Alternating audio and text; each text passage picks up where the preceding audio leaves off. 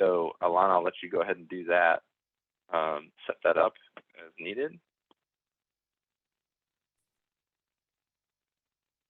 Okay, we are recording. Cool. Again, thank you guys so much. As you can hopefully see on the screen, this is our speaker series for today, May 11th. This is our 2021 photo winner from Ben Carr at Lake Wildwood. I'm certainly glad it's a lot warmer now than it was in this photo. So again, as I said, these presentations are going to be recorded. If you have questions, put them in the chat. And please keep yourself on mute if you're not presenting. That way we can limit any audio problems for you all. Before we get started, we wanted to say thank you to our sustaining ILMA members. A couple of them listed here, ILM, Aquatic Ecosystems Management, and Berenian Associates, as well as our corporate ILMA members here. This is page 1 of our amazing corporate members. And then this is page 2 of our corporate members. So I believe we wanted to make sure that we mentioned also right now this weekend, Fox Chain of Lakes Watershed Cleanup. We're excited about this event. It's a good way to put our time and energy where our interests are, right? So helping out clean up the Fox River area, 8 a.m. to noon this Saturday. Got the information here for the website and the cleanup coordinator, Pat. You can get a hold of that entire organization and have a great time. So I'm going to stop sharing my screen here, and we're going to switch it over to Keith. And as we do, I will introduce Keith. So Keith Gray moved from a lake community to a property with no water. Missing that atmosphere, digging a pond made sense. Nearly every pond affliction already known, or affliction and known remedy followed. In less than an hour, Keith, hopefully less than half an hour, Keith will share his hard-learned lessons while overlaying his experience as a president and owner of Integrated Lakes Management, a pond management company that he acquired shortly after his home pond experience.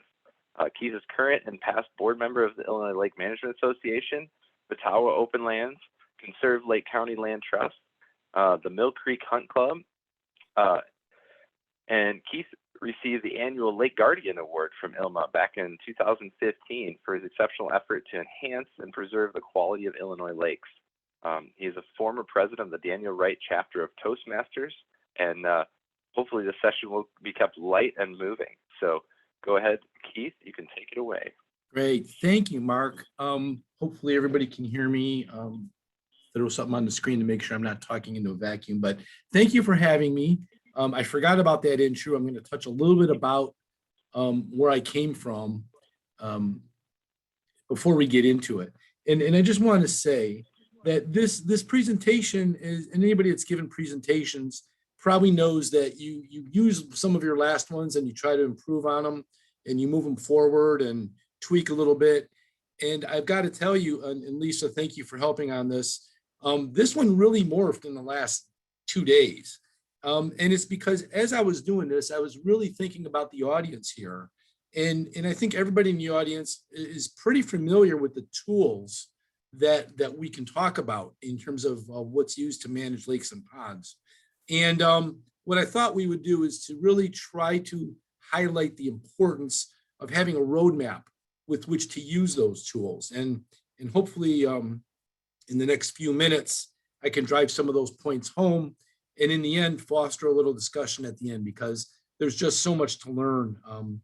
Even though I've been around for a while and doing this and I've been honored by ILMA, boy, every day I find something new. So I'll share what I know, and again, hopefully can learn from everybody else. So I don't have control of my screen. Do I, Mark, or do you have it?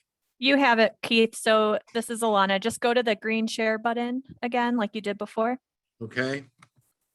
And then you'll open your PowerPoint. Okay. Let's try this one. Can you see that? Yes, all good. All right. Great deal. All right. Please forgive me, folks. I'm not an IT person. Alana, I'm paging down and it's not paging down. Are you using the page to the right arrow? Here we go. I was paging down, not over. Thank you.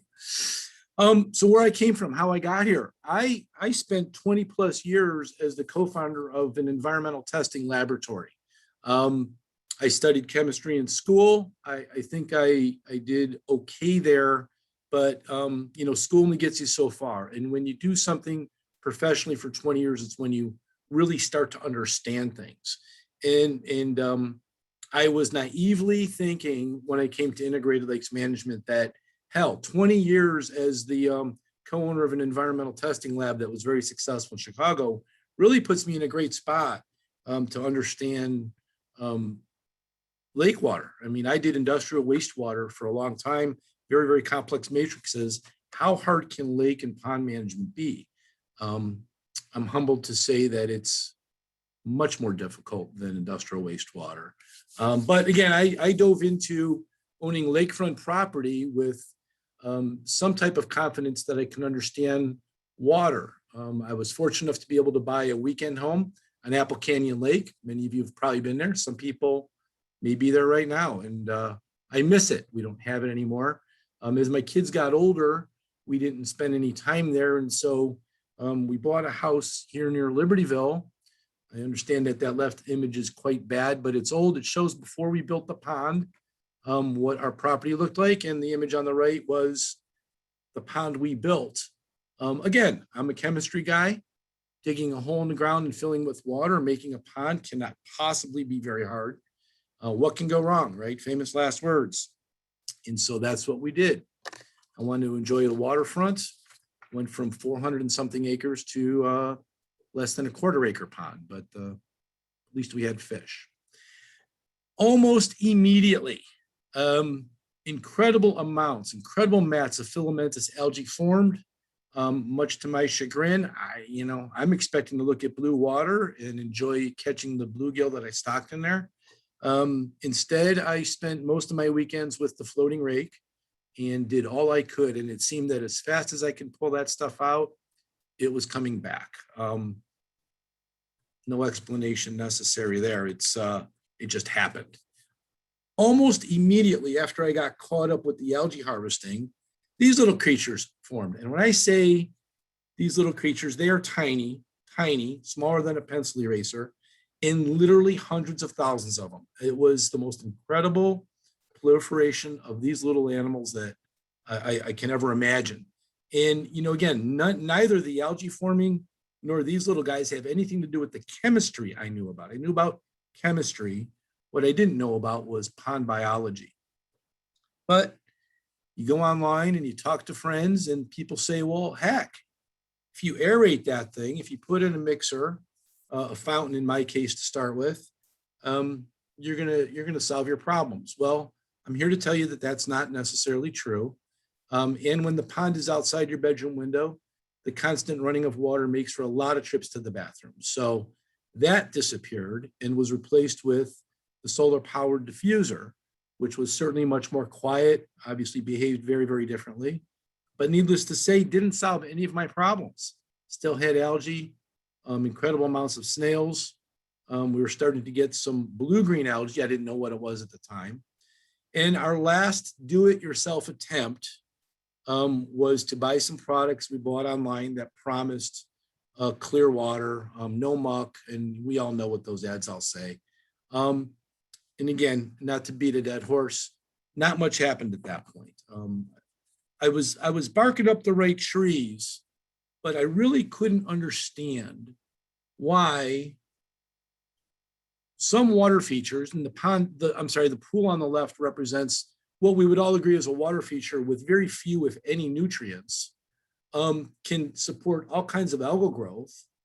In some lakes and ponds that have centuries of nutrients tied up in them, can actually have very high quality of water. I mean, this is a puzzle that I was trying to solve, not by any formal training, but by trial and error.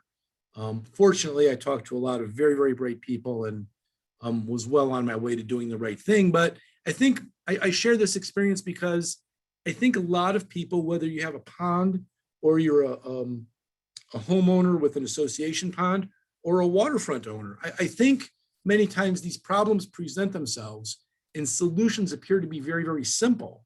And then everybody's disappointed when they don't work well. And it's not that the solutions are snake oil, they're not, but it's how you use those solutions that I think is what people miss. And, you know, again, I hope that's what we can kind of glean out of this by the time I'm done.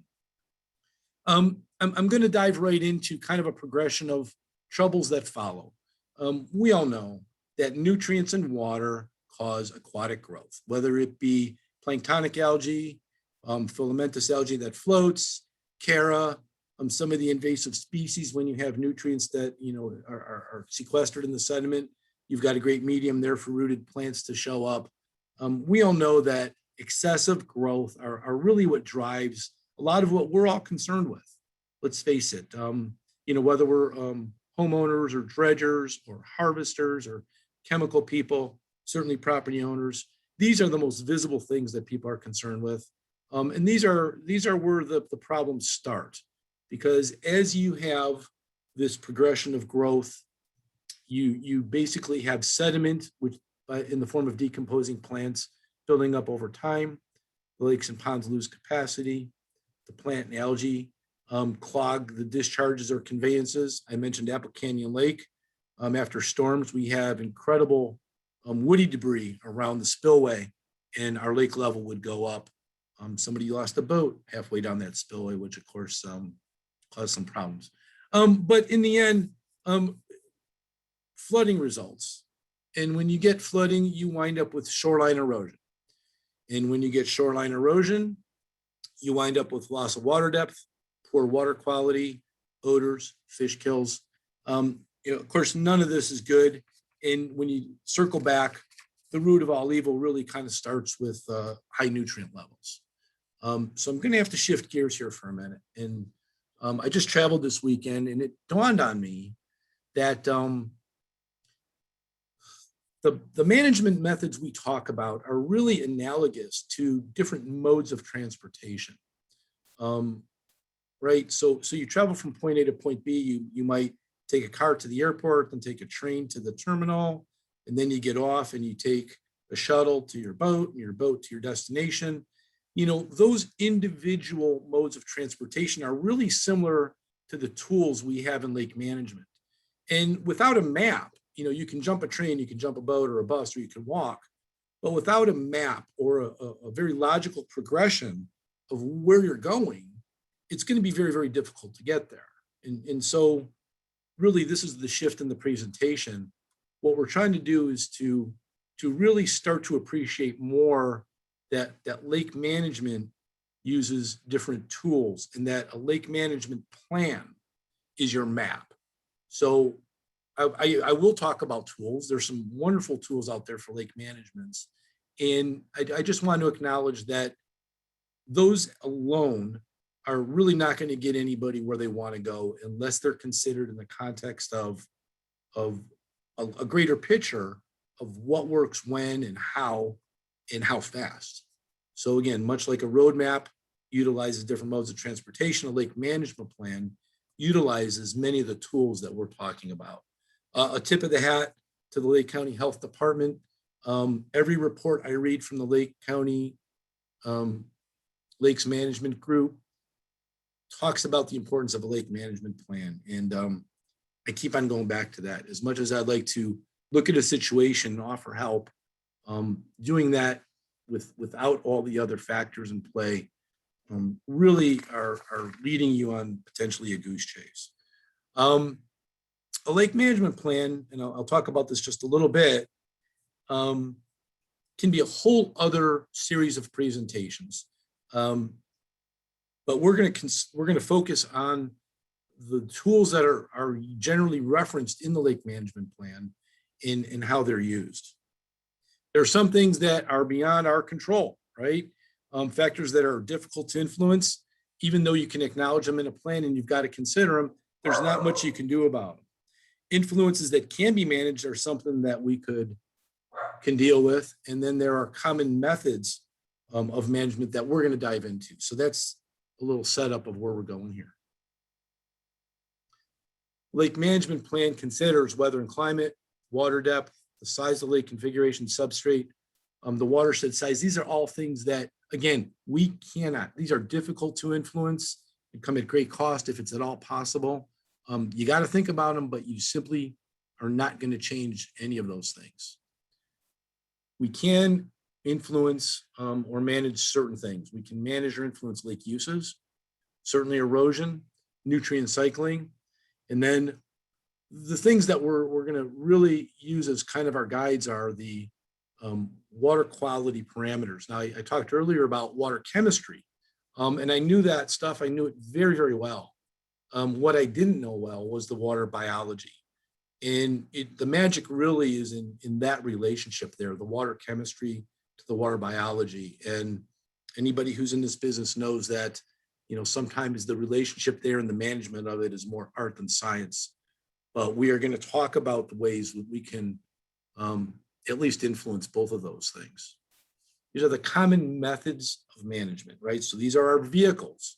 They're not being considered in the context of the plan, but herbicides and algicides, we'll talk a little bit about pros and cons of those. Light blockers, we see them often. Aeration, a multitude of ways to do this with new technologies, fast approaching. Mixing and movement, which could be different than aeration, although they're related. Nutrient deactivation, nutrient removal, managing water depth. And that was very strategic in the way I said that. That used to say creating more water depth, but managing more water depth is now gaining some attention. Harvesting, biological methods of management, and benthic matting. So I'm watching my time here, and I'm going to try to stay current with everybody. We're going to run through these fairly quickly. So herbicides and algicides, they've been around for a while. We can, by our timing and by the products that are used, you can target some species. Dosing is a very, very important consideration. This ties back to whether or not you have a large watershed and the next rainfall is going to throw things completely out of whack. Dissolved oxygen is always an issue when you're going to be making it difficult for plants to survive because there's going to be now a draw of oxygen.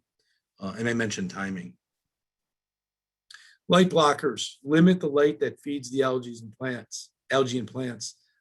Dyes, I'm seeing more and more dyes. It's interesting. And floating plants, lilies are great and they create shade and they suppress the formation of algae on a pond or lake bottom, but boy, they can get out of hand in a hurry. So, being considerate of all the unintended effects of some of your management techniques, really have to be forefront in what you do. There's places where we installed lilies several years ago. The client was absolutely thrilled with it. It did what it was supposed to do. And now we have contracts to cut lilies back because they've gotten way out of control. Aeration, another tool, a terrific tool, introduces oxygen, can and does cause water movement. There's ways to do this by moving water. There's ways to do it by moving air. Some of the newer technologies are actually taking water out of the pond or lake, running it through a chamber where it's injecting air, creating nano bubbles and reintroducing it into the lake or pond. It creates a resonance time of oxygen that is amazing, really, and it can actually move the needle in terms of the lake or pond ecology. We're seeing more solar diffusers, especially in areas that have power access issues. Nutrient activation, I hope to learn more about this in the next talk, maybe not. Binds with phosphorus, making unavailable as a food source. Aluminum sulfate, a very common one. We see it often. Phoslock, used to a lesser degree, creates what we'll call more permanent bonding or a longer lasting bond. But again, these are things that can change the water chemistry that will then change the water biology. Sediment removal. Obviously, the old faithful, removing sediment either mechanically. It's a pond or lake reset. Results are immediate, increases depth, which has multiple benefits. But it's costly. It's high impact. It's tough on the ecology, the local wildlife, or the aquatic life. Permitting can take a long time. There are whole presentations that deal with sediment removal, and some real good ones sponsored by ILMA. I've learned a lot there. Harvesting, mechanical harvesting is chemical free, offers immediate results. Many methods. Surface harvesting, as you see here, some subsurface harvesting using this machine. It's very effective. Offloading is always a little difficult, no matter how you do it. Dash harvesting is gaining more and more popularity. This is an interesting one. It certainly costs more per acre. What's I think beneficial here is that it's selective. So if you've got small pockets, starry stonewort is getting a lot of press right now. And so dash harvesting is being used to really target the areas that need to be harvested and leaving the other areas hopefully untouched or undamaged. It's more kind to the environment, chemical free, fairly long lasting. Biological products use living organisms to restore balance. Boy, you can use fish. Zebra mussels were never intended, but they've done a heck of a job of clarifying water. They've changed the ecology of a lot of lakes and ponds. And it's interesting that their popularity or we'll talk about their proliferation is really kind of leveled off. And I'd love to see a talk as to why that's been done. Maybe some talks for further ILMA events. Grass carp are grazers. They can do a good job, but overstocking them can really turn any kind of water body from a plant-dominated ecosystem to an algae-dominated ecosystem. And that is, in my opinion, much more difficult to manage than one that's plant-dominated. Bio-islands are gaining a lot of popularity. These islands absorb. They're made of an artificial material, man-made material, plastics, generally recycled plastics, milk and pop containers. They create habitat for fish. They're a big nutrient sink. And once they're in and populated with the plants and the plants mature, they can be a wonderful asset. However, I will add that waterfowl do like to nest on them, and that causes a different problem. People ask all the time about what they went online and bought and does it work and all that. And I just cringe when I see ads like this. It scares me. I guess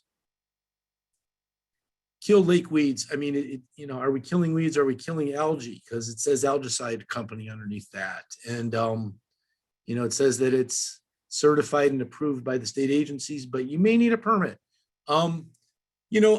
This is for the folks, I guess, who are listening that maybe aren't as familiar with lake and pond management techniques. Beware of these types of things. There is no silver bullet. Well, if there is, somebody please share it with me because I need it, but I don't believe there is. I think all of these products, and some are legitimate, it's not what the product is, it's how the product's being used. And enzymes and bacteria are one that I think have their place, but I think people have to understand that they will break down organic matter, and that if you have a lot of clay and silt and sand, those materials are inorganic, and the products won't do anything to reduce those things. So again, it's how it's used. Is do a little bit of homework, see what you're trying to do, understand what the product does, and then move forward judiciously. Benthic matting, we're getting some calls on this, and we've not done a lot of it, but it's as simple as what you do in your garden when you don't want weeds to come up. Is you're laying a plastic mat down and you're prohibiting the plants from coming up through it. And for beach areas or boat dock areas, it's a non-chemical way to control plant growth, unwanted plant growth. So, sediments don't pay any attention to it. They might go back over the top, and over time you're back to where you started. But I believe it's an appropriate consideration for a lot of issues.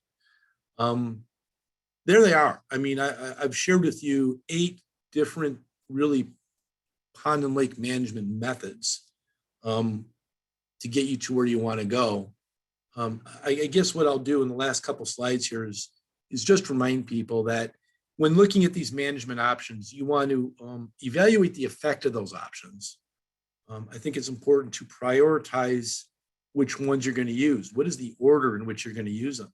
A very simple example is if you have a lot of sediment in your lake and you've got a lot of erosion from your shorelines, you probably want to fix the shorelines first before you dredge. Dredging first and allowing those shorelines to continue to erode really kind of negate the effort or the investment you made in dredging. So, again, dredging is great and shoreline stabilization is great, but do these things in the right order, and I think you're going to get much more bang for the buck.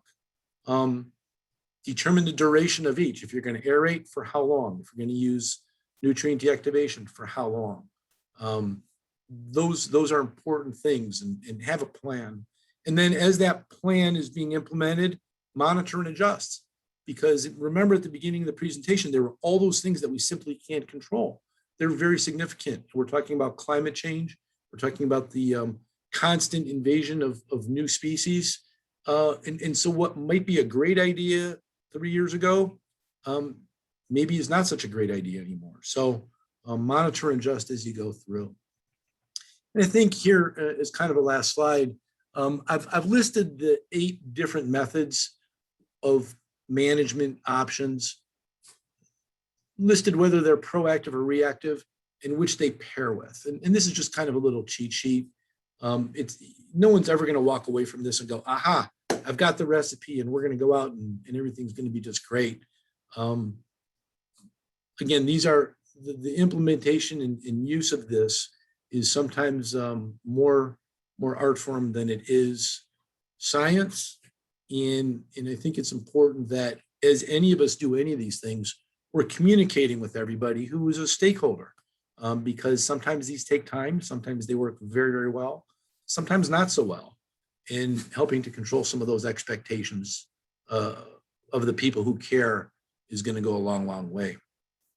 And I hope I didn't overstay my welcome. I hope I'm right on 30 minutes and there's a little bit of time left to have some discussion.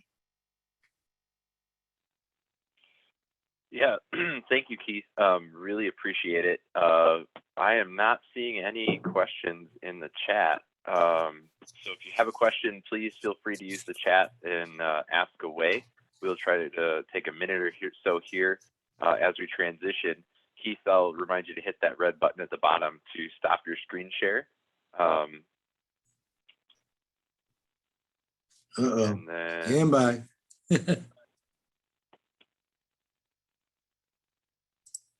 So James asked, what lake was the plant island that established floating mat island? What lake was that? Yeah, there. And actually, we weren't a part of it. It was well, there were several ponds that I'm familiar with, but there was one notable one, and I'm sorry if anybody knows, please chime in Rockford. That was a very, very serious attempt at creating an ecosystem to improve water quality there.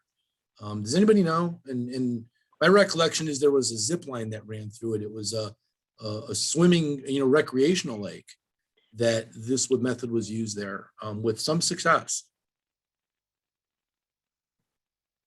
Okay. I'm not familiar with which lake you're talking about. No, sorry. All right. No worries. Well, if you have any questions for Keith, please feel free to ask them in the chat window. We're still going to be monitoring that, and we will try to compile those and at least help Keith answer those questions later. So with that, I would like to turn it over to Dr. Grace Wilkinson, who I'm so excited can join us this evening. She is a limnologist and ecosystem ecologist with a research focus on aquatic terrestrial linkages. And her research interests are at the intersection of nutrient cycling, water quality, and ecosystem resilience. So kind of some of the things that Keith talked about a little bit ago. In 2021 here, she started as an assistant professor in the Center for Limnology at the University of Wisconsin in Madison. And prior to that, she was an assistant professor at Iowa State University. I'm so excited. Thank you for joining us this evening, Grace. Go ahead and take it away. You are on mute, but now you're not. So it's all Wonderful. good. Wonderful. Thank you so much. I appreciate that. And thank you for the invitation. It's an honor to be speaking to you all this evening. And Keith, that was a fantastic setup, so I couldn't have asked for anything better. Thank you so much. And I'm excited to share some work from my group that we've been doing recently that's getting at this sort of deceptively simple question of, are algal blooms getting worse? And it seems that everywhere that we look these days in the news and going out to our lakes, right, we're seeing algal blooms out there. We're hearing about algal blooms. We're hearing about the effects of those algal blooms, right? And that's for good reason, because algal blooms, or the rapid proliferation of algal biomass to nuisance or harmful levels, has really negative consequences for ecosystems and on their ecosystem services. So algal blooms can do things like interrupt our drinking water supplies by producing cyanotoxins or having taste and odor compounds, interrupt the ability to access our water resources for food through fish kills, as well as recreational opportunities, beach closures, and a loss of perceived value for recreation in that system. They decrease biodiversity, and they also, for lakes that are around, or for properties that are around lakes that get algal blooms, we actually see that there's a decrease in property value for those properties for lakes that have these very large harmful algal blooms. And so overall, blooms have this very negative effect and result in billions of dollars annually in economic loss between coastal and inland water algal blooms. And Keith gave a fantastic overview of this, so I won't belabor the point too much, right? But we know that there's lots of environmental drivers that come together to form algal blooms in individual systems. And just like there's not a silver bullet for dealing with those algal blooms, there's also not necessarily a silver bullet for how those blooms form and knowing that formula. So we know that we have nutrients that come in from the watershed. We often refer to this as external loading. And I've recently been doing some work with a group of hydrologists looking at that groundwater loading and how that might be helping form algal blooms in some systems. And we know things not just about, we talk a lot about annual nutrient loads when we're thinking about how to manage ecosystems, but we know that those nutrients don't come at the same time. They change in their timing, the magnitude, the ratio of nutrients that are coming in. And then there's also all those nutrients down in the sediment that Keith was mentioning, this internal loading of nutrients. And that has a lot of seasonality and spatial complexity and has a lot to do with what's going on in the overlying water column. In addition to that, it's how long those nutrients stick around for those algal cells to take up, as well as how much light there is, what the temperature is. Algae love really warm water, and what the other organisms in the pond, that food web and the top-down control that's grazing on those algae. All this is going to have an influence. And beyond that, I think a lot about ecosystem resilience and critical thresholds, right? It depends on what the resilience in the system is and how close we are to one of those critical thresholds. And so there are many drivers. They're all interacting. And we know that resources for an algal bloom to happen are not uniformly available in space and time. And so another portion of my work is predicting algal blooms. I won't talk about that much today, but this is one of those things that makes prediction really hard, right? But one thing that we do know is that human activities in the watershed are causing large scale. So not just at the scale of the watershed, regions, continents, and globally, we're causing large scale changes to some of these drivers. And while a lot of these drivers are changing globally, I'm just going to focus in with some data about the United States. So first we can think about the phosphorus and what we're adding to the terrestrial environment. Now this was a paper, phosphorus inventory for the United States that just came out last month. And as you can see here, this is the amount of phosphorus input to the terrestrial environment in the area that we're all in right now. We have a lot of phosphorus being added, about between 5 to 15 kilograms of phosphorus per hectare. And you can see what the different sources that are contributing to those phosphorus inputs are. And this creates this surplus, right, of phosphorus on the landscape. It's certainly the same for nitrogen, but we know phosphorus and algal biomass are pretty tightly coupled. So we think a lot about phosphorus in terms of fueling blooms and nitrogen in supporting. And where we see all this excess phosphorus or surplus on the landscape, particularly those areas in red, right, there's a large potential for runoff into surface waters. And again, at the continental or United States scale, what we're seeing is this widespread eutrophication of inland waters. These are just some of the data from a EPA National Lake Assessment that every 5 years takes a snapshot and looks at the condition and the nutrient concentrations in streams and lakes across the United States.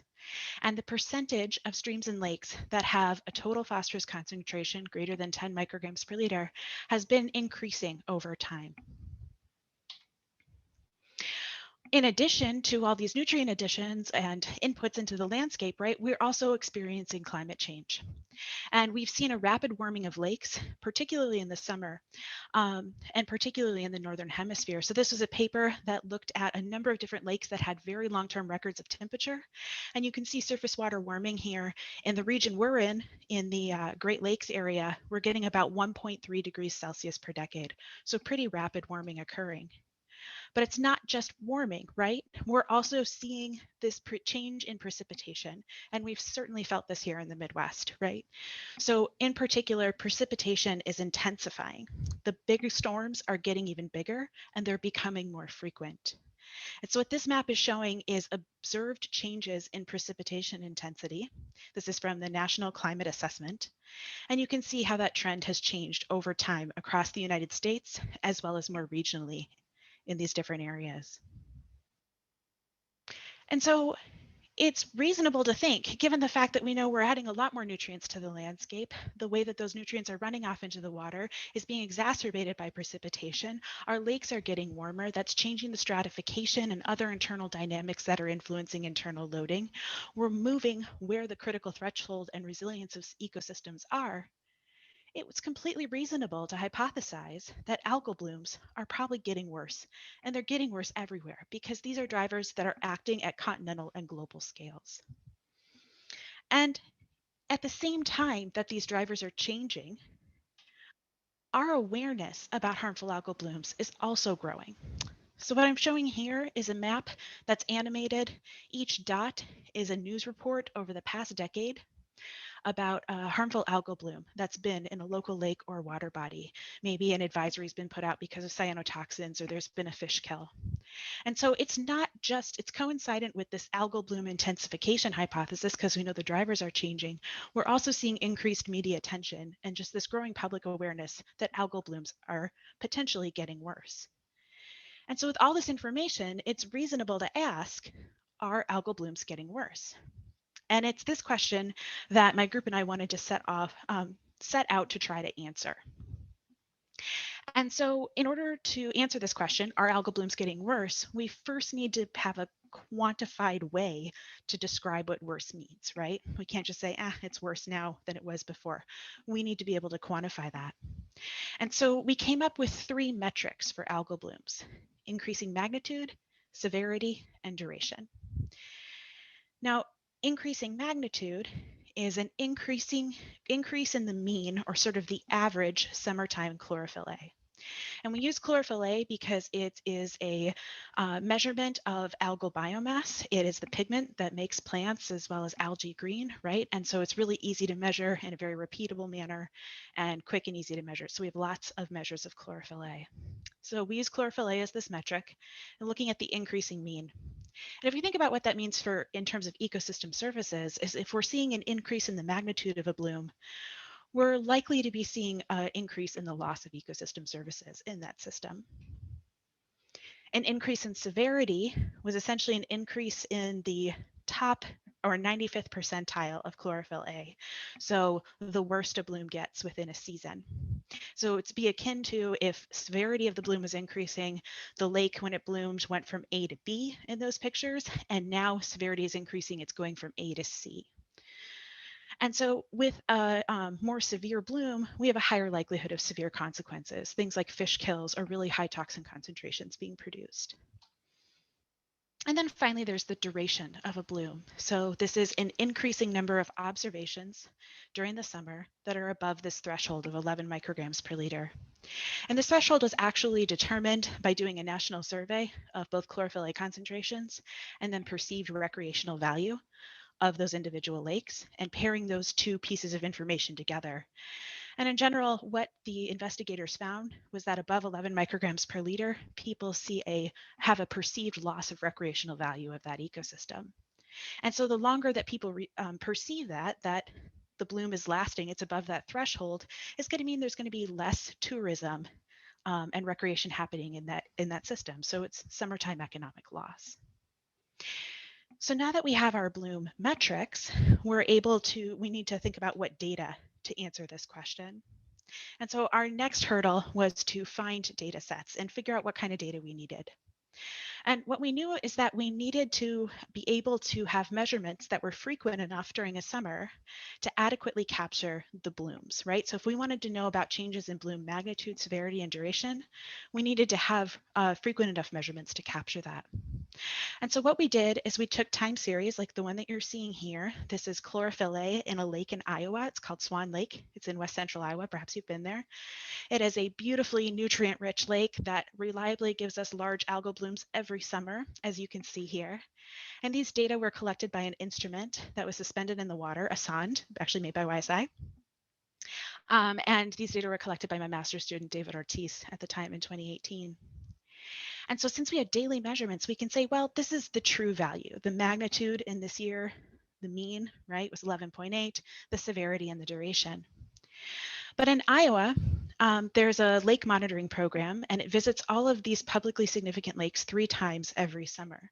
And those visits happened in 2018 at these time points.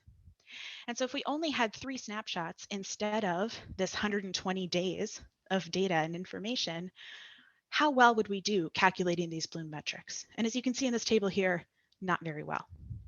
And so we said, well, what if we had sampled 4 times or 5 or more? You get the picture. And we did this not only with data from Swan Lake, but from 32 other lakes as well. That ranged from never having blooms to always blooming like Swan and everything in between. And what we found is at minimum, you need a measurement every 2 weeks to capture these bloom metrics. So that was our first requirement. Data had to be collected every 14 days. And then our second requirement is we wanted to look at long-term trends in these blooms, right? We didn't want to just look at from one year to the next, but long-term trends. And so we needed 10 years at least of data of lakes that had been measured every 14 days for 10 years during the summer. And the reason why we need that is because we don't want to just see these sort of spurious short-term trends that are occurring. What I'm showing you here is data from Aliquash Lake. These were collected by the North Temperate Lakes Long-Term Ecological Research Program, which is housed at the Center for Limnology here in Madison. And these are chlorophyll A concentrations, and I have the mean or the bloom magnitude plotted here over the past 40 years. And as you can see, there's actually not a really significant trend in one direction or another. But if we didn't have this longer term window or long-term data and just say, looked at these 5 years, we'd think that the bloom magnitude was decreasing a lot, or this 5 years, that it was increasing by a little bit. And so by having these longer time series, we're getting past these small bits of variability from year to year. We're 10 plus years, we're past El Nino cycles and things like that. So we're hopefully seeing really, truly long-term trends. So we needed these unicorn data sets. We needed data sets that had at least 10 years of data and measurements made in the lake of chlorophyll at least every 14 days during the summer. And so we turned to the Lagos database, or the Lake Multiscale Geospatial and Temporal Database. This is a great piece of work done by Pat Serrano and her group. And what Lagos has is tens of thousands of records of water quality measurements from the 17 states that you see pictured here. And from those, we were able to identify 323 lakes that had 10-year records that met this every 14-day requirement. And you can see the distribution of those lakes here. Unfortunately, we didn't identify any in Illinois that were a part of this database, but hopefully, perhaps if you know of a system that might meet these data requirements, I'd love to talk to you. And so what we did is we took all of these 323 lake time series, and we essentially fit a regression. We fit a statistical model to that time series to look for changes in magnitude, severity, and duration. And if you're really jazzed about statistics, the details are listed there, and we can talk about them more later. But the important thing to know is we were looking for changes in magnitude, severity, and duration in each of the 323 lakes. And we did that to answer this question. So finally, all that buildup, what did we do? Are algal blooms getting worse? And I have to say, to my surprise, we were quite shocked. We found out that there's actually no evidence for widespread intensification of algal blooms in these hundreds of lakes that we looked at. What I'm showing you here are the trends and then the frequency with which that trend, so the slope of the line, was found. And overall, 11%, or about 1 in 10 lakes, were getting significantly worse in one of these metrics. So either the bloom magnitude was getting higher or the bloom was getting more severe, so on and so forth. But shockingly, what we actually found was that 17%, or nearly 1 in 6 lakes, were actually getting significantly better in at least one of these metrics. And we didn't have any lakes where one metric was getting worse and the other one better. They were all the metrics agreed with each other. So 1 in 6 lakes. And that was actually a really happy surprise. I don't know about you all, but we're folks that are working usually in resource management. We're water stewards. We care about the environment. And it's so rare these days that we have a positive outcome or hear a positive story about things getting better. And so I think it's important to take the win, right? But also ask ourselves, why are we seeing this? So why are so many lakes getting better? Well, one thing that I want to point out is this was a study of 323 lakes. I already talked to you about our methods and how we did it. There's lots of things that you could say about, well, you could do it this way or you could try this. Absolutely. But there's a couple other studies that are out there. One that just recently came out this past month, where they've also looked at trends in lakes. So things like water clarity. So not algae necessarily, but just how clear the water is, how deep the Secchi depth is. And they did that using satellite imagery for 14,000 lakes in the United States. And again, found on average, some lakes are getting worse. They're getting more turbid, but more lakes on average are actually getting clearer. And similarly, another study by a colleague here at University of Wisconsin in 2017 found that there really aren't trends in nutrient concentrations in lakes in that same 17-state region. So it's always good when there's multiple lines of evidence and from different data sets that are supporting the trends that we're seeing, especially when they're so surprising. And what these two other studies showed, Oliver et al. And Top et al., and what they hypothesized is that a portion of this might be related to the Clean Water Act and other water quality policy. And so what we did for our 17% of lakes that were getting significantly better, unfortunately, there aren't really great databases out there for documenting all of the great management, both in the watershed and in lakes, so all the things Keith was just talking about, for us to be able to go and look up and easily collate. And so what we ended up doing was going to government reports and then actually using local newspapers and seeing what was recorded in the local newspaper about restoration or improvement. And we found evidence that about 65% of our lakes that were getting significantly better had some amount of restoration or active work in the lake or the watershed. So perhaps we're actually starting to see some of the fruits of our labors paying off on a broader scale. But that was only that smaller portion of lakes getting significantly better. And so what we wanted to explore a little bit more is what conditions are driving these algal bloom trends. What might be related to why one lake is getting significantly better and another is getting significantly worse. And so we can look at the characteristics of these lakes, and we also have information about the climate that they've been experiencing. So we know it might be something about the way that the sediment and the water column are interacting, and that's influencing things like the nutrient availability. And also where that lake is sitting in the landscape, what its surrounding landscape is, and how it's connected to the landscape so that hydrologic connectivity can play a role. And we have some variables for these hundreds of lakes that let us sort of test these hypotheses. And in addition to that, we have long-term meteorological records. And so we were actually also able to look at the trends in extreme precipitation in the summer. So those big storm events, are they getting more extreme? Are they more frequent? And warming, so air temperatures. And we looked at all of these variables. We constructed a mixed effects models. So we used all of these different variables, sort of the kitchen sink, to try to understand what's going on. Those were our fixed main effects. And we wanted to consider all the interactions with just how on average green is that lake, right? So what was its trophic state? And because if you think back to all those maps that I showed you of the United States and the different drivers, there certainly was a lot of regionality to what was happening with those different drivers in terms of phosphorus input and precipitation. And so we used ecoregions to also see, to allow those relationships to vary. So what did we find? Well, we found that algal blooms in bigger lakes are more likely to be increasing in both their magnitude and severity. So what I'm showing you here is the lakes and their surface area versus the trend in the bloom. And if it's in this gray area, that means that it was a negative trend, the blooms are getting better. If it's in the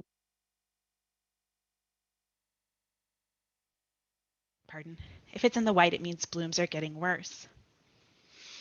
And then we also found that algal blooms in lakes with increasing extreme precipitation, so if we think about whether or not the trend in precipitation is less extreme or more, we're more likely to be decreasing in magnitude.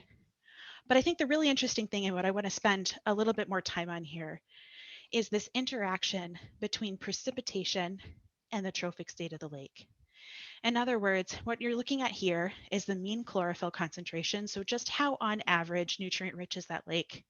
What is sort of the average chlorophyll concentrations? And what the trends in that interaction with precipitation is. And what we're seeing here is that green lakes are those lakes that already have a lot of chlorophyll in them, so they're pretty eutrophic. So eutrophic lakes with an increasing trend in extreme precipitation. So that watershed has been seeing more extreme storms over the past decade or more, as well as more frequently. Those lakes have an increasing trend in bloom magnitude. But the eutrophic lakes, so those green ones that are in a watershed where those extreme storms are declining, they're becoming less frequent and smaller, that's where we see a really strong declining trend in bloom magnitude. And so it's this interaction here where I think we can actually start to think about what does this mean both at the lake level, but from a management perspective, right? This interaction with lakes that are eutrophic, they're already very nutrient rich, they support high algal biomass.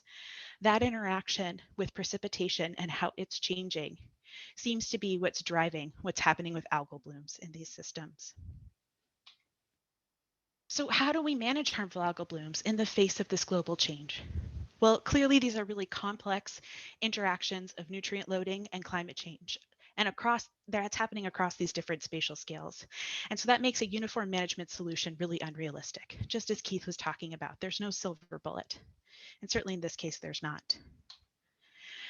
But when we have already eutrophic systems and we know something about what's happening in the watershed in terms of precipitation, it might be those lakes that are already eutrophic that are experiencing increases in precipitation where we can maybe start doing things like erosion management in the watershed, thinking about the timing and the amount and the ratio of nutrients that are being added during those high extreme precipitation events and how we might manage for that.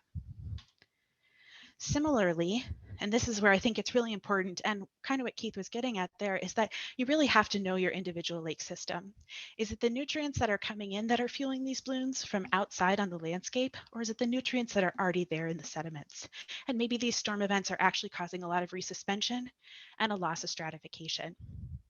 And so in that case, that's where decreasing sediment resuspension or some of those other tactics that were talked about might make a lot of sense.